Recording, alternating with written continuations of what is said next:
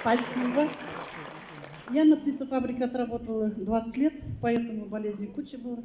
Принимая с 19 года, с июля месяца, будет 1,5 года. За это время у меня, значит, мочекаменная болезнь была, давление, аллергия, была астма.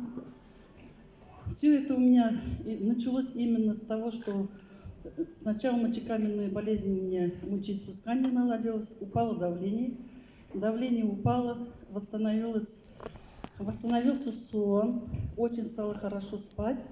Поэтому те, кто боятся, что аллергия на травы, здесь 189 трав, аллергии на эти травы бальзамы не дают, можете 100% не бояться. Затем неподготовленные вышли меня просто, взяли, попросили. Поэтому еще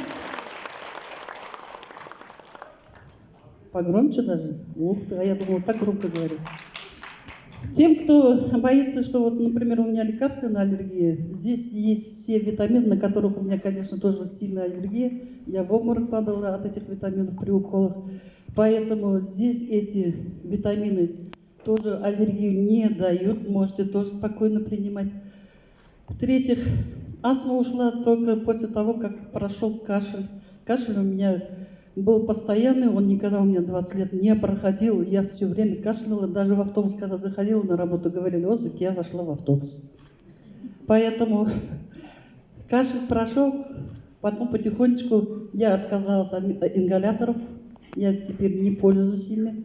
Так что всем желаю тоже этого же самого, если кто мучается. Потом у меня есть подруги, которые, например, болеют сахарным диабетом. Это очень хорошая помощь. Сахарный диабет тоже. Пейте, не бойтесь. Силы восстанавливает. Во-первых, энергия. Во-вторых, сон улучшается. Из-за этого восстанавливается организм. Почему? Потому что он отдыхает. Ну и все. Желаю всем хорошего.